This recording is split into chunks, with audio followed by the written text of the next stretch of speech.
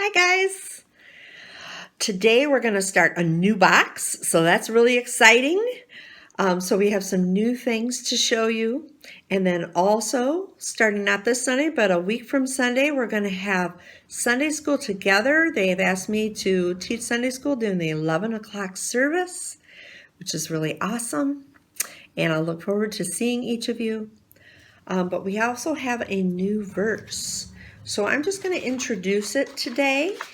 And then hopefully we can play Hangman when we get together, okay? So you've already seen it. If you remember the verse when we play Hangman, that'll help you quite a bit. Anyway, let's say it together. For I know the plans I have for you, declares the Lord. Plans to prosper you and not to harm you. Plans to give you hope and a future. Jeremiah 29:11. Say it one more time, okay? For I know the plans I have for you, declares the Lord. Plans to prosper you and not to harm you. Plans to give you hope and a future. Jeremiah 29:11. Do you know what it means to prosper somebody? It's sort of like bless them, okay? And it's not just saying, it's actually giving them a blessing in some way. All right? It means to do well. All right. So, now today we're going to start out with an activity, and then we'll have our story. But our story is out of Genesis. What book is Genesis in the Bible? It's the first book of which testament? It's first book of the Old Testament. That's right. Okay, very first book of the Bible. So we're going back quite a ways now that we're done with Paul. Okay, so in our story today, there's 4 kings that go in and defeat the cities of Sodom and Gomorrah. Okay, and they capture Abram's nephew Lot. Okay, they stole everything Lot and his people owned. The situation probably looked pretty hopeless. They probably didn't have any hope that they'd win or get out of there even, okay? So we're going to play a little game to give us just a teeny bit of an idea of how that may have felt, okay? Okay, so what I want you to do is get around 20 of something for each of you that are going to play, okay? So it can be 20 pennies, 20 marbles, 20 tomatoes. If you have 20 army men, that would be awesome because it's sort of like playing war, okay? But it can be 20 anything, and they don't all have to be the same. You can have 20 pennies and somebody else can have 20 nickels. Doesn't really matter, okay? And then we also need a die, what they call a die. And if you've got enough for everybody to have their own dice, that's fine. But if you only have one, you can share. That's fine. And so what you're going to do is you're going to line up your armies, okay? And all 20 of them for each of you. And then you're going to roll the dice.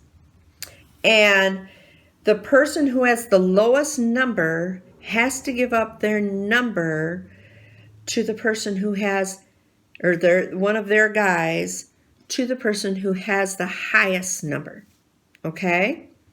And you keep playing that. You can play it 2 ways.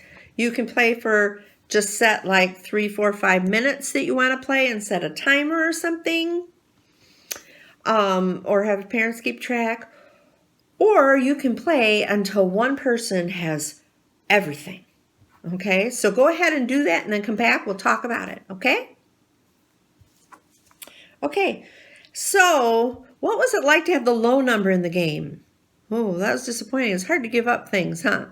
Okay, and if you lost, what was that like? Oh, you losing doesn't feel good, does it? No. And so that's just a teeny bit of how it might have felt. We're really not losing much, are we? We're just losing pennies or armies or a game, right? But you can imagine what Lot felt like, okay? Lot, all his family was taken away from their home. They lost their home. They lost all their things. everything. Their whole city was taken from them. Everything. That would be awful, wouldn't it? It probably seemed like there was very little hope. Have you had a time in your life when you felt like you were not losing at a game, but maybe you felt like you were losing at life? Sometimes that happens, doesn't it? If you have, talk to the person that you're with about that. And then about how God helped you out of that situation, okay? Okay, or brought you through it. Didn't really necessarily get you out of it, but brought you through it, right? Okay.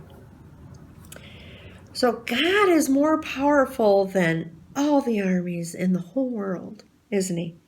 He helped Abram, and even to be able to get Lot and his family back. So I'm giving you a little teaser there. Even though Abram didn't have a very big army himself. Matter of fact, he was going up against 4 armies. And he only had one, and it was a small one, okay? But God can do anything. You know, a lot of times when we have problems, our mind is going, trying to figure out how we can solve this problem that we have. And sometimes there seems like no way. There's no way this could turn out good at all. Okay? I've had that happen, and then bam, I've prayed about it, and God has taken care of it a whole different way that I never thought of. I didn't even think it would work. I wouldn't even thought it could work. It's just crazy, okay? But we can trust him, can't we? Because he can do anything. He can change everything around us. He can change people's hearts, okay? To make them different towards us. Okay, with God, nothing is hopeless, and we can turn to him in times of trouble. Okay, so let's go on to our story. Now, we're going to need you to take some more of your armies. Now, maybe you will want army men or something bigger this time, okay? For instance, I have tomatoes. These are some tomatoes that I brought in because I thought I was going to frost the other night, and they're small, but some of them may turn red. So I've got these tomatoes, and these are going to be my armies 1 through 4. You need 4 of one army, and then you need 5 of another army. I've got some that are turning red, so I chose them for my other army. And there's 5 armies here. So they each represent an army, a whole army. Okay, not just people, but whole armies. So we got 4 armies here, 5 armies there, and then I've got Abraham too. Okay. So you need 10 altogether. All right. Okay, so the 9 kings went to war in the land where Abram and his nephew Lot lived. King 1, we'll choose the big tomato, was the bully to kings 5 through 9. These guys, here's these red guys that I've got. Okay, maybe I gotta back them up. All right, there, now you can see them better. All right, here's 5 through 9. 5, 6, 7, 8, 9. And here's King 1. Okay, so kings 5 through 9 got together to become a team. Okay, but then King 1 went and got some buddies too. So this is 1 through 4. Okay, and so now they've all got their buddies, and they face off, and the battle begins. And so you have them chase them, have them chase them. Some of the armies of kings 5 through 9, we'll take 5 and 6 here, and they got stuck in tar pits, sort of like quicksand, okay? Only tar pits, tar is what our roads are made out of. So tar pits sound kind of nasty, huh? Well, their chariots and stuff got stuck in the tar pits, okay? And the kings 7 and 9 ran away to the mountains. So they all ran over here, okay? And the other kings chase them, okay? So the other kings 1 through 4 chase them over there, okay? All right. Kings 1 through 4, the green guys here, won the battle, and they captured Kings 5 to 9 and took everything to their land. So they're all together over here in this land.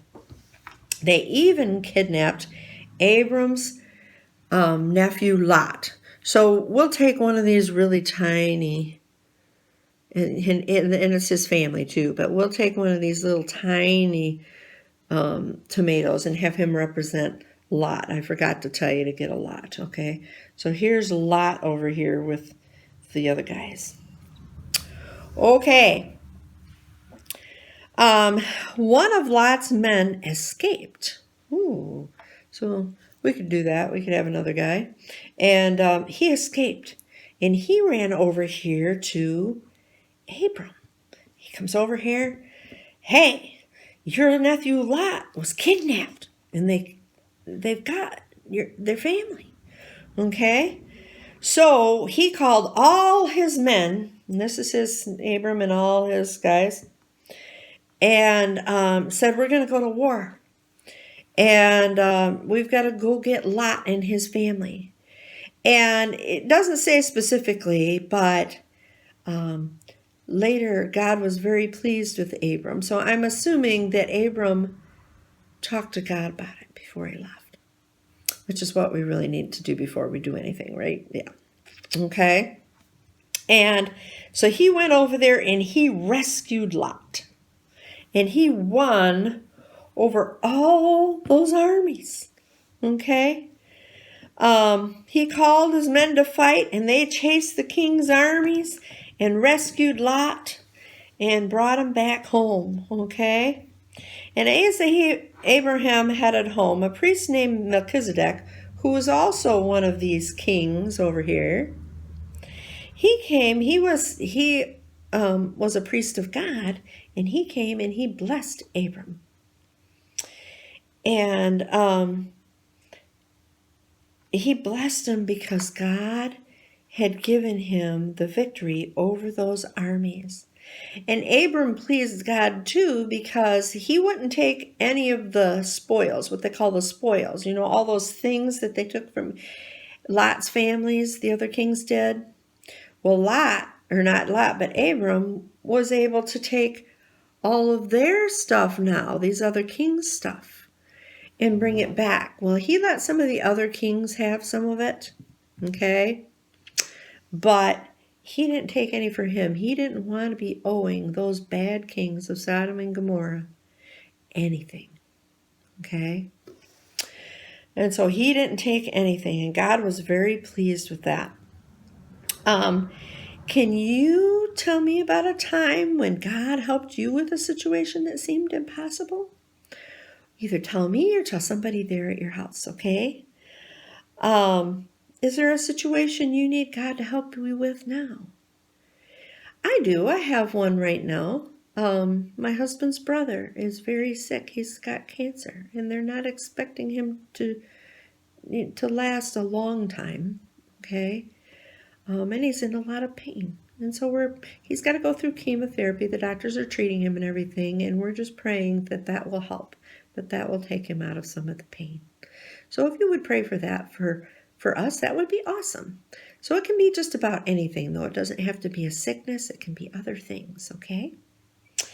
The Bible says that Abram only had 318 men that he took with him.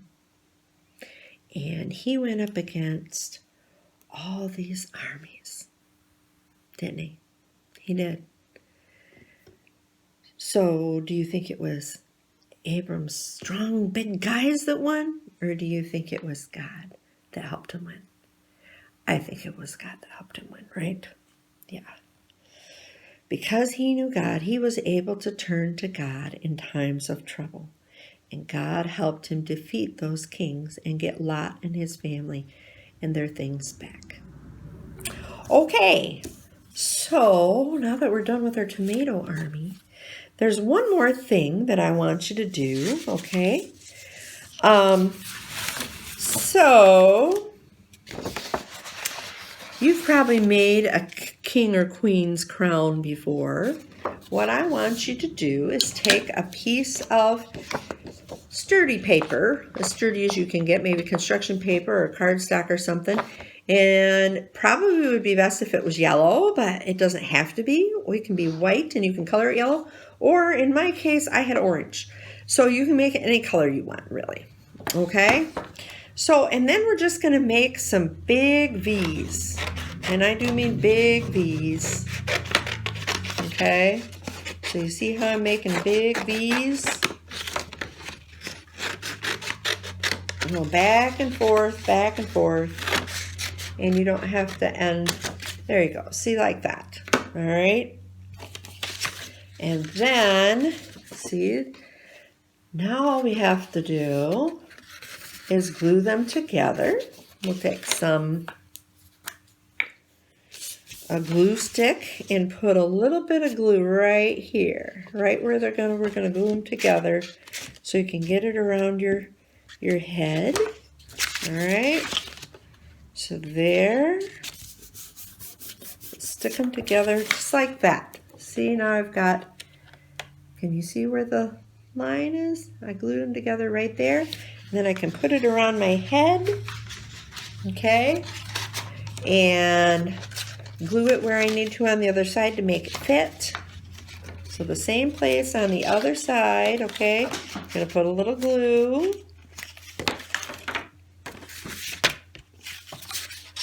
Okay, see, all right, and now I've got a crown. I'm going to put a little bit more glue right there.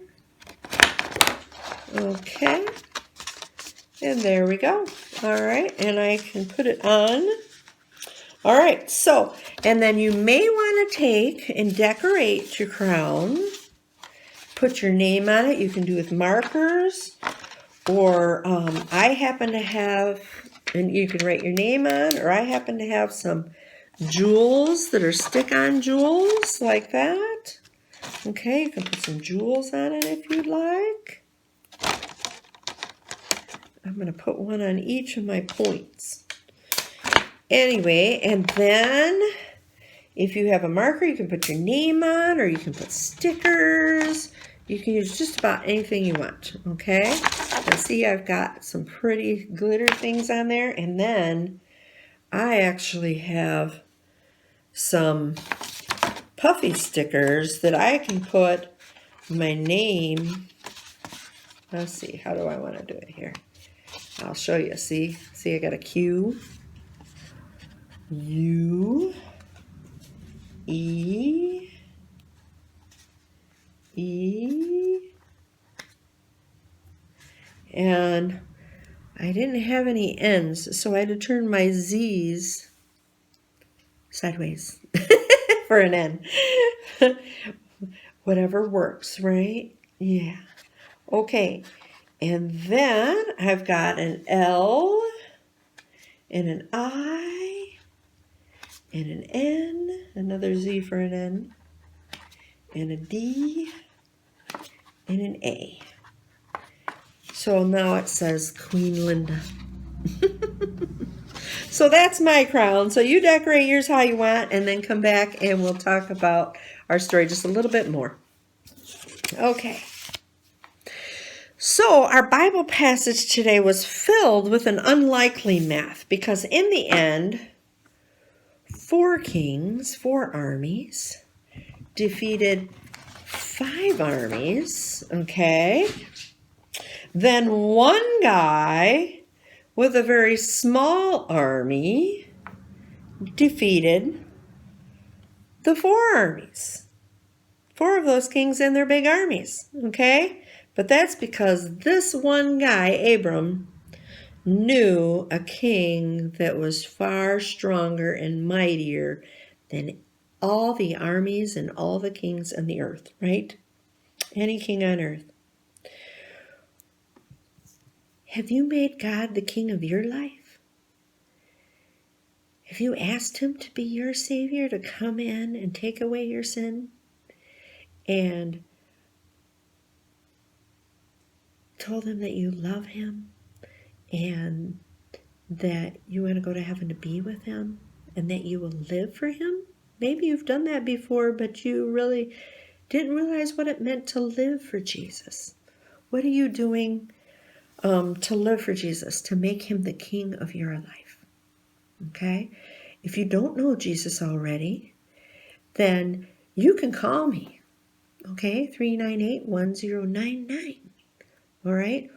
Or you can ask your parents. Maybe they'll know. If they don't, they can call me or they can call the church, and we would love to share that with them.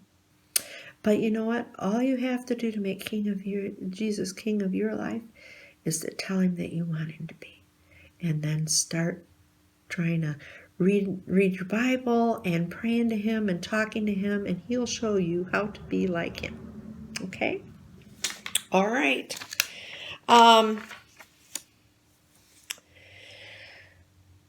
When God is king, we can turn to him, we said, right? Abraham did it, and David did it, and a lot of people in the Bible did it. Matter of fact, in Hebrews 11, if you go there, you want to read that with your mom and dad, it talks about a whole bunch of the people in the Bible and how God was faithful to them and brought them through. There is nothing too big for our king to defeat. Like I said, he's even the king of hearts. You can pray for a person to accept Jesus, and he will talk to them. And he is the king of hearts too, okay? He can change their mind, okay? And that's why we made the crown for today. I think mine fell on the floor. But that's why we made the king's hat, or the queen's hat, either one.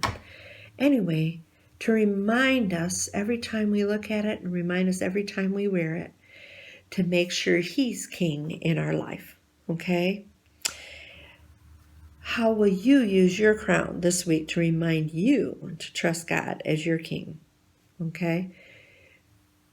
Tell me next Sunday what you did, all right? All right, have a great week. Bye-bye.